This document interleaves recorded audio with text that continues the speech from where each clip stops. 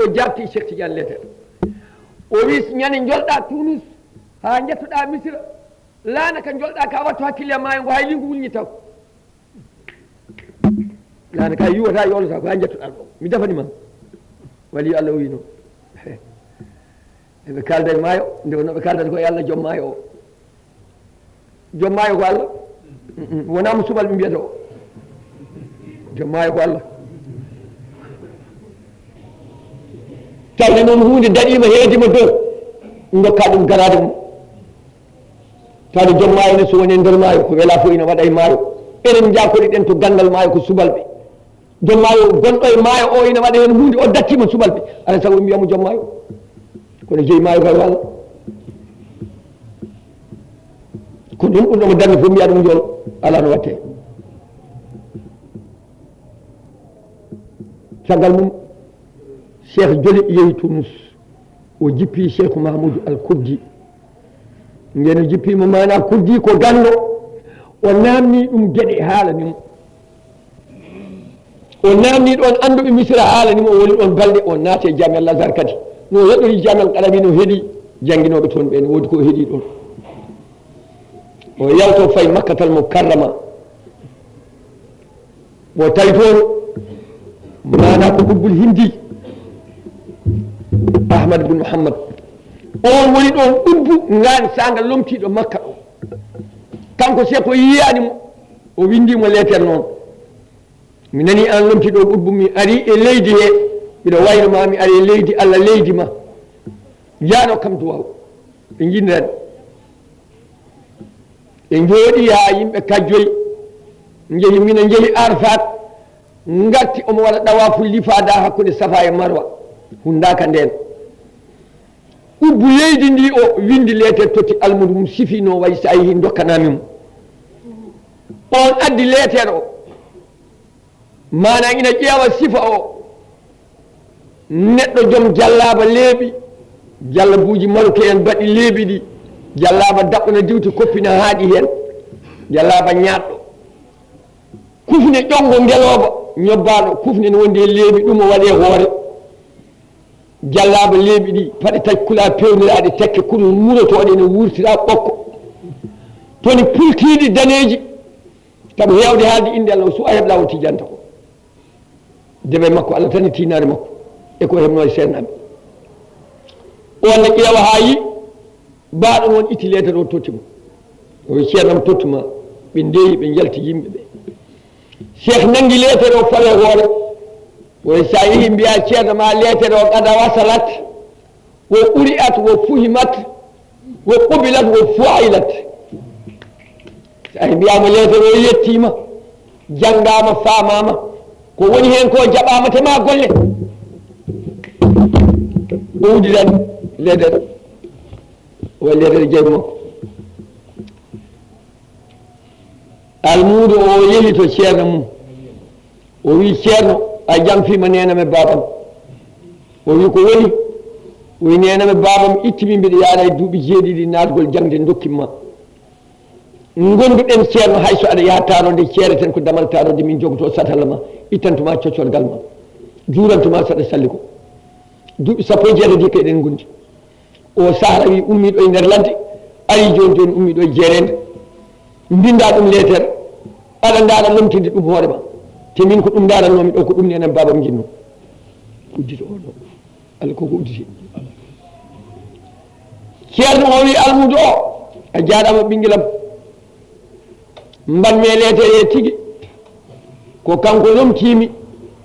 kalim makko Allah ɓinguelam gonguel ɗo golel ngel goppumi ngel so Allah tottoyimo ko tottama ko ɗum tigui mbanmi e lettere ɓinguelam hunde ɗe koye junngo Allah woni somi koye junggam woni lomtintumi ko ɓiyam gonɗo ɗo somi maayi kadi ndewa hen kono wona e junggam woni koye junngo Allah nde woni Allah nde ko noon wano ceernajo jangguinowo Qur'ana walla jangguinowo Sariya walla tarbinowo to banggue diine Allah so dañi duuɓi capanɗe joyi faye jeegom gurdam nelaɗo natata ko halwa ñande fof ne wirdana disno ne namno Allah holi lomtotoɗomi somi maayi ha Allah haalan ɗum on saaha Allah haalan ɗum ɓi maccuɗo mum saaha Allah haalan ɗum ɓi korɗo mum saaha Allah haalana ɗum ɓi gaño mum saaha Allah haalana ɗum ɓi giɗo mum saha Allah haalana ɗum ɓi koddiɗo mum saha Allah haalana ɗum ɓi bandum walla ɓi miyum walla mawnum nodda on lomti ɗum joni nde woni Allah nde nde natti wonde Allah wonti nalla ceerno fof dañƴoɗamo gurdam heddori ko ina maaya nanga ɓiyum afa mum walla mo heɓtini ɓiɓɓe mum kala ɗon ɗanno yaada e mum kala ɗon walla wonda e mum so ari wiya ɗo goppirmi ɗo ko ɗon o ƴettiri mbatti hakkille o mo doni fof jaben ina tuto ɓiyum ɗum natti Allah wonti nalla wona gonga c'est pas vrai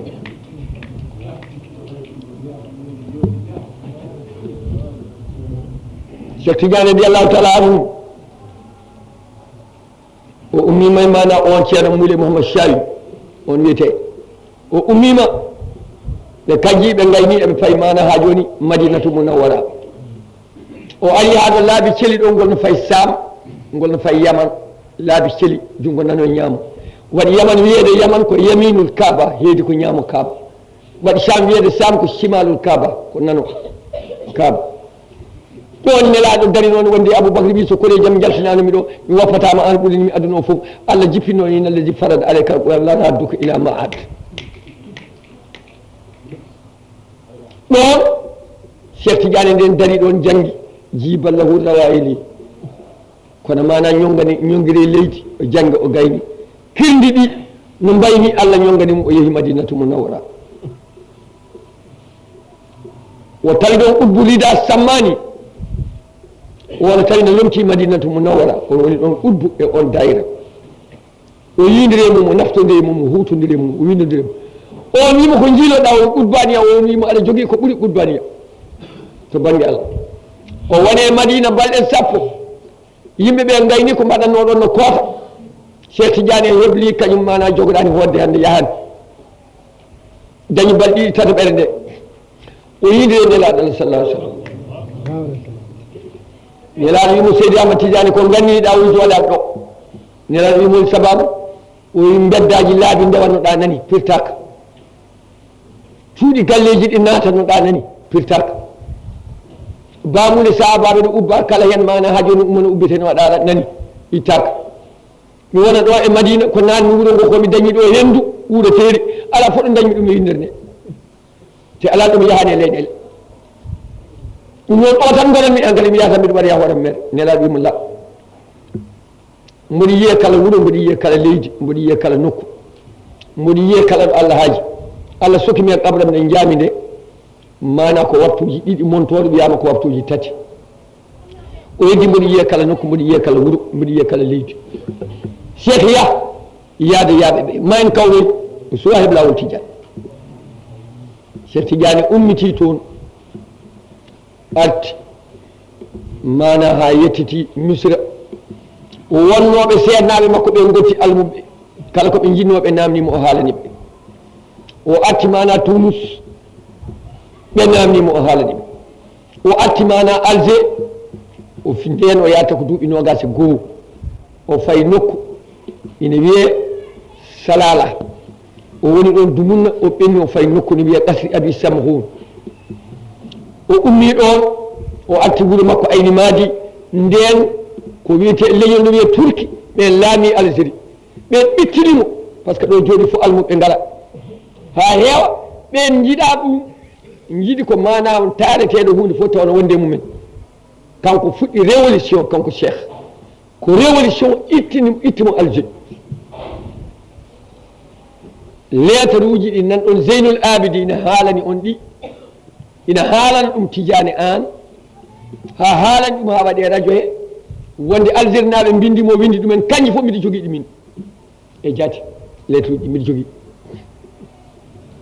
mi wona tanum Cheikh kono alhamdulillah mbiɗa jogui ɗum bindi jungo makko jaati jogui noon kebrimi toon nde o yeehi nde mana Fas ɓe mindimo Turki en tampiniɓe yo artu so wawa artude yo walluɓe ɓe cooda armée ummotode Espagne rewa Marrakech ngara ɓe dañanoɓe kaɓire Turki en o wi kad asbatu la yahmiluni illa 70 ba'iran al yawma bandiraɓam mi wattindi hande eggudam weeɓani saabu ñalawma hande o hay hunde hattanani ƴettudemi so wona capanɗe jeeɗiɗi guelaw lawol gotol mbawimi ƴettude mbiɗa jogui lettre ɗo jaati mo windi ɗo kanko Cheikh so wona caɓani jeɗɗin guela bo wawa kam rimdude min tan ko gonmi jogui leytal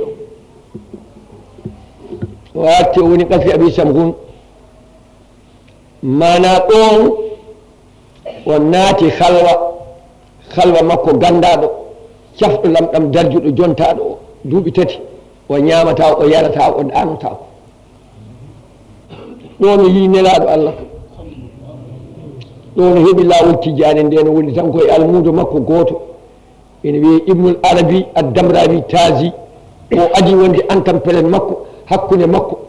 e nelaɗo Allah ono yaaray duuɓi nogas e nayyi ñande fof omo yiya nelaɗo Allah laabi nogas e nayyi laawol gotol nelaɗo wimo an ganda ɗum wona saabu ma wona saabu bama wona saabu taani ko saabu neloma o mbiɗa andi ñande fof mo yiya nelaɗo laabi nogas e nayyi te o yataw duuɓi nogas e nayyi kanko adi cheikh mayde ni cheikh heeɓi lawol tidiane o heeɓi hokkimo ardinimo hen kanko adi cheikh mayde o ubba ko aynimadi omoni takki e sara yummum cheikh bama ubbaɗo cheikh ne juurotonomo e gurdam ko damrawi taadi ko gonɗo alger o wona ubbaɗo e raba o la on ceerno mo nanmini haala e radio he wi juurima an seydi moule arabi ibnu sa'ihi on wiyete moule arabi ibnu sa'ihi on ubba raba on yinirani cheikh e jaati wiyama o tawdire cheikh aɗana duuɓi jeegom kono ɓe jindirani ɓe jaggodirani o jangge jami al qarawiyin o jaggani e cheikh o jaggue sappo jaggo e cheikh kanko muule mouhamadou alkanfousi wonde mana ko marakis yi cheikh ina woni elaw jaggani e cheikh o jaggue sappo jagguɓe e cheikh on walli fi deftere wiyetede jawabul muskit amman ankara lasqam won jeddunoɗo lasqam siraɗi katami lasqam siraɗi katami lasqam sakam ko ñaw o haalano ko julde annabi sallah alih sallam ko e mantode o wonno to jawharatul kamale hawoyi siraɗi katami lasqam noon ko ñaw fotani ɗo adde o yeddi ɗum o anda on walli fi jawabul muskit amman ankara lasqam on ko marakis najo nan toon ubba bamule biyeteɗe babou rabbi ɗon yumum sari mahamdoulah mbi ɗon ubba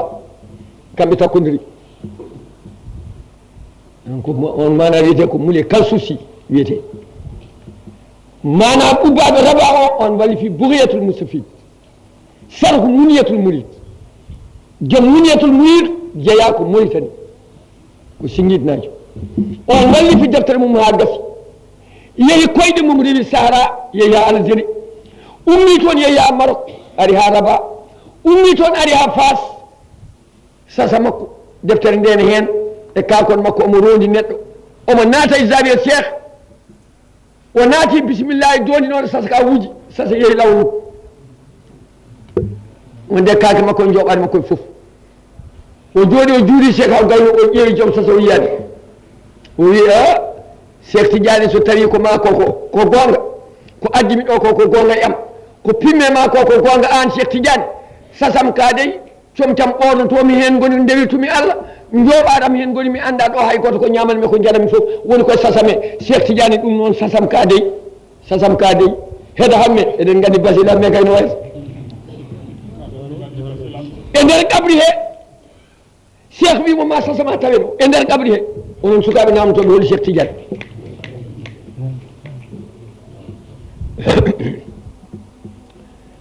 joom sasa ka gujjunoɗo o rondi sasa balɗe tati rotaki o ñamata o yarata o ɗanta ko jotta ko o haaɓi o artiri sasa wano o naati onon kam ala koɗani ɗo e ɗe balɗe ne hatti hunde o ala o tawi Tidiane ne jooɗi ibnu babal alawiyu nasaba almaghribiyu lmalikiyu lmazhaba walla mazhabu ene sella sa wi mazhaba ene sella sa wi mazhabu ene sella sa wi mazhaba fof ko maful tan ene sella o heeɓi sasa makko o nangi deftere nde o jangi ɗum ha gasi ɗo yeeso cheikh Tidiane ɗo cheikh satanimo hen jimol gotol woni ma an jabat rawdun min allawani ka misli ummi cheikhina rabbani debbo meeɗani jibinde hono yumum cheikh Tidiane ko jibini ko cheikh yimum mo rectification cheikh ko mayɗo de woni koye gabri cheikh wi fewnu ɗon jimol walla noon wadda ko jokkuɗa hen goppiɗa noon jimol ma o jokki hen siman lawati jina bil muhtari wa alihi wa sahbihi l akhyari debbo meeɗa jibinde woni Cheikh Tidiane so wona jibinɓe nelaɗo Allah sallallahu alih w sallam o e jibinɗo mana ha joni annabaɓe hono makko sehilaɓe makko ɓe e jibinɓe nelaɓe ɓe e jibinɓe sahabaɓe wondunoɓe e nelaɓe ɓen ɓuuri yumum Cheikh Tidiane o waɗi rectification ko Cheikh wimono wonti ko fof ko haale deftere nde Cheikh wimo gonga te Cheikh ko maaji ɓooyi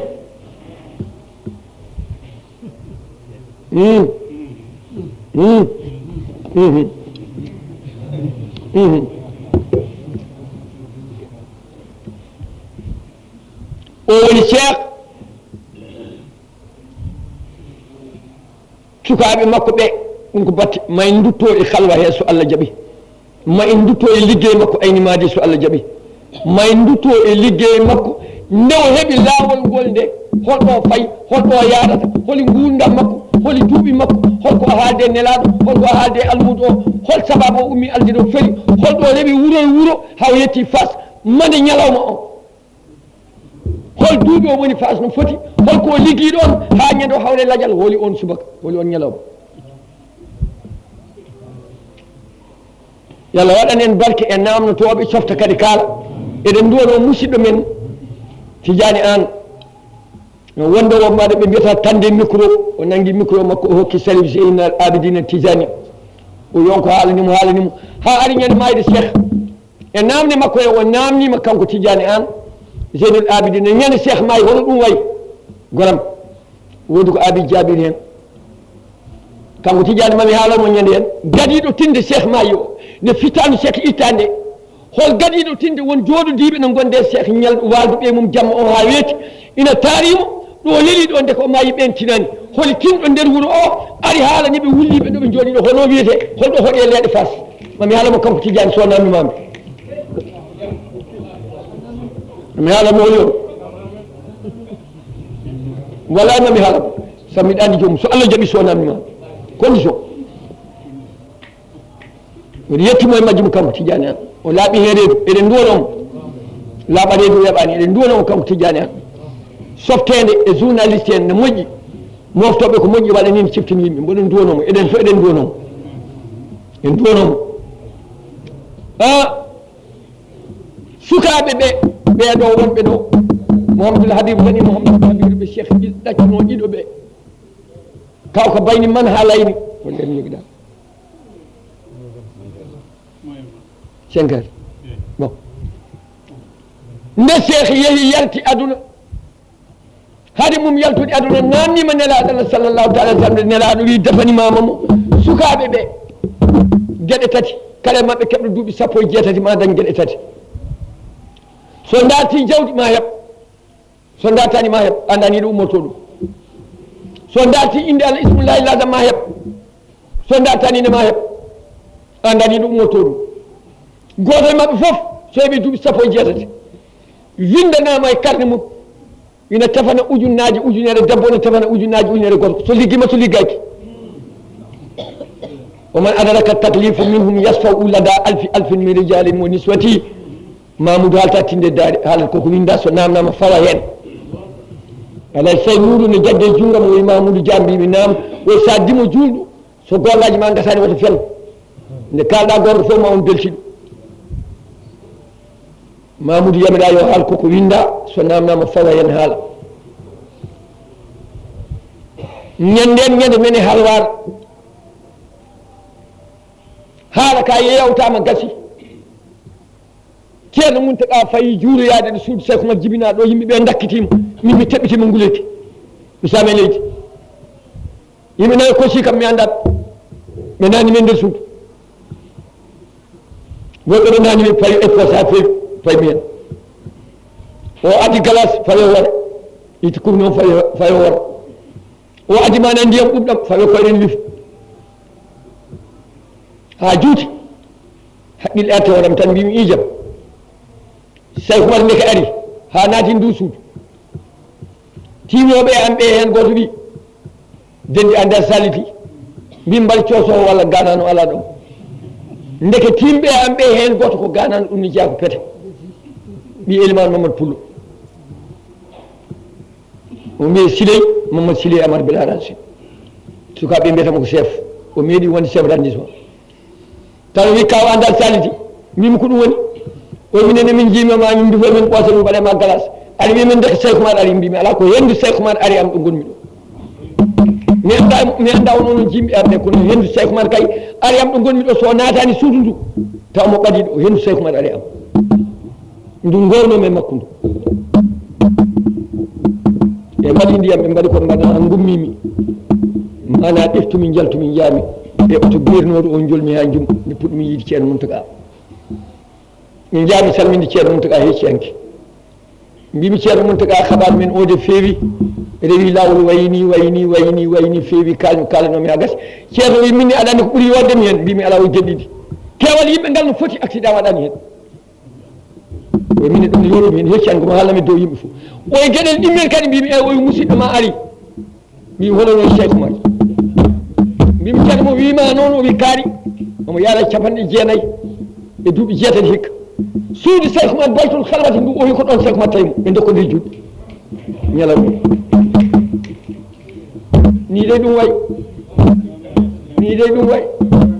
ni de ɗum way a jaaɓi an kalanteɗo a jaaɓi ko affaire ma a yante jamnoɓe a salima c'est ton affaire Allah waɗanma ɗum cakka yo ɗum liggoye dande ma aɗa yaada hen ha yawmal qiyamati Allah fima ha cakka muduma Cheikh Oumar wona haydara Cheikh Oumar ko jaɓanɗo Cheikh Tidiane Almoudagal Cheikh Oumar ñande nandata lawol Tidiane ko nelaɗo yamrimo yo jaggu nde o jaggi nelaɗo hokkimo sanɗi goto sa jaaɓi wonde almudo e lawol he ma Allah rokke e lawol he ko perɗo lawol goɗɗo dañani ko nelaɗo wimo ni wuuro wiyetengo Sare Leelumo to Fouta Dialo o yeehi to biyeteɗo ceerno Abdoul Karimu yettete ko Diallo ko Pullo Fouta o rokki ɗum wirdu ko Mawludu Fall o rokki ɗum ko Cheikh Mamadou Hafaza o rokki ɗum ko Cheikh Tidiane tottimo laadimi e wasifa e asru aljuma to Sare Leelumo omo yaara duuɓi 25 o artiri koyngal makko ha Dimat o yi Elimane Boubacar Kane tafsiru Jabiri ɓe mbaddi bato o nawi ɗum mana o yeehi ha Halwar o wayniti o yoyi Mawludu Fall batte o nanguite muɗum mana wattanimo tasdid nde fuɗɗi mana yiyode Cheikh Mamadou Ghali o heeɓe muɗum ko laawol silsilatu tasawufu toon ko yimɓe 20 e jeetato hakkude makko mana e nelaɗo Allah on ko tasawuf on ko silsil tasawuf silsil lawol Tidiane o ko ga Cheikh Oumar jogui ko silsilaji 3 hen silsil goto no waɗi 20 e jeetato on ko tasawuf o rewi ko to Mouhamadoul Ghali hen silsil goto on ko yimɓe 3 o rewi koto Cheikh Tidiane yettoyi nelaɗo Allah hen silsil goto ko direct nelaɗo one jagge junggo makko Allah waɗima hande an woni khalifa Allah e leydi mum he woni khalifa nelaɗo Allah e leñol mum he woni khalifa Cheikh Tidiane e almum mum he yamin ko moƴƴi kaɗa ko boni an Cheikh Oumar o ko direct kanko tawi nelaɗo so neɗɗo wela ko ni so welaka ko ni ɗum jangga e defte ɗum woni hen Mamoudou halta tinde daari ko kalmiɗo ko kala hen ko namɗami holle deftere pawa hen junggo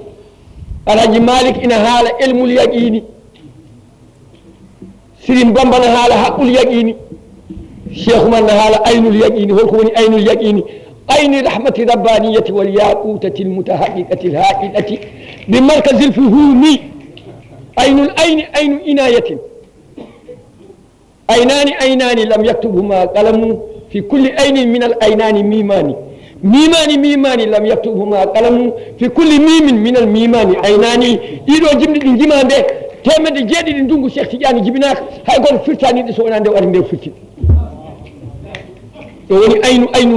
aynu inayati Alhaji Malick wi yawmal qiyamati tafore nelaɗo Allah ina ɗamina Cheikh Sadibou wi ɗum ne kay ina jorta so tefi mo jaɓani Sirin Bamba wi ina gonɗi saabu aduna fof ragata ko caggal makko ñande hen kamɓe fof ɓe kaali ko filul mudari Cheikh Oumar wi nahatta mbahta kawnal kawni jasiyatan Cheikh Oumar haali yaqin kañum o wi ko maɓe mbaɗoy cheikh yo waɗi cheikh Oumar wi ko waɗi o gayni o ɓuuri yannede oy ko nahatta wakta kawnal kawni jasiyatan a ummima windere nde fof koppino keli ne juusi ne jooɗe leydi ila ayn hoto paɗa ila sabati dunal kaddi wal kabadi a hulani a tampaji on ko waɗi o gayni kam ko aynul yaqini haqqul yaqini ilmul yaqin jiida jangoya defte ɗe ha tampa jiiloɗa ha tampa joom ilmul ladani heɓa nder suudu mum jooɗo Allah tawra ɗum ɗon ko waway ɗum holko waway ɗum man saa fal yumin wa man saa fal yakfur ɗum ko ni tan foti mo annabi Moussa nabiyun Moussa noon kalimullahi sehil Allah gueɗe fof waɗi tawreta dimle gueloɗe jeeɗiɗi Allah wimo yaa to ɗe maaje ɗe kawri ɗo maccungel Allah nan ɗon leeli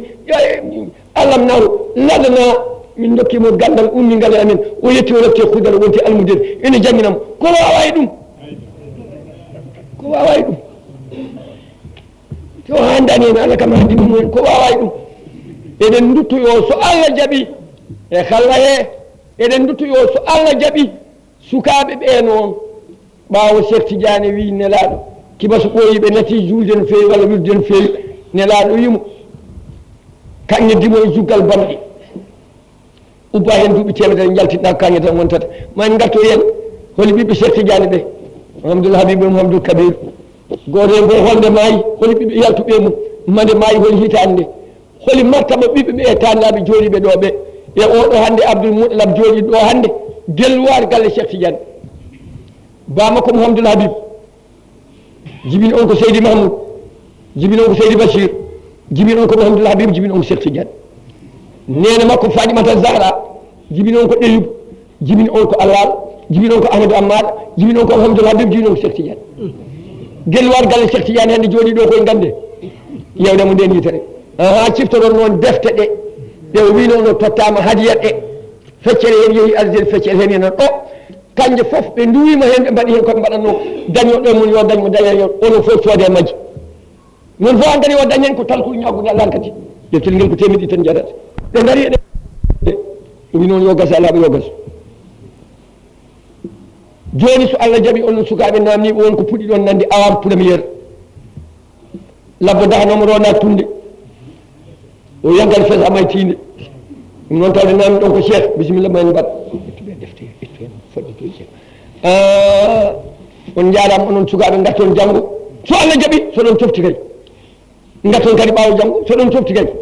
nanon cheikh ha nanon kalo makko o ha nanon no wadde nde laaɗo nanon combat makko e almudo o nanon nde o heeɓi lawol tiƴago ɗo rewi haw ari nde o heeɓi nde holɗo rewdi e Cheikh Oumar nde o heeɓi nde ha waɗi face o dañi ɗon duuɓi sappo e ɗiɗi ñande hen Cheikh Oumar jibina en gonde aduna hen duuɓi sappo e jeetati Cheikh Oumar wonde Alaji Malik e aduna he duuɓi jeegom kanko e falak ummiɗo mbinomi ɗo sasa makko jornde fayi Madina maayo manggo yalgo deeƴgo ɓunngo amgo ngo toon woni ngoya maayo en face o tukki maayo hen fof tukki hen cuwo o woni machine o woni Sahara omo wersa ga e Afrique o yoɗo mbersanmi haati ful haaji wimo Sénégal won toon e Sénégal oye sardingue Tiwawon oye toon e Tiwawon mbeɗo daña ndenowo jibina firwi ha heewa yimɓe fof ñaama hen ha laaɓa ene daña biyeteɗo Alaji Malik ibnu Ousmane fala ko dampi o ñoƴƴi bouton enen kala faade e salam faade laabi tati qul huwallahu laabi tati salam faade wattina haade sali faade arde bisimillah mbaɗen duwaw bisimillah mbaɗen duwaw bisimillah mbaɗen duwaw bisimillah mbaɗen duwaw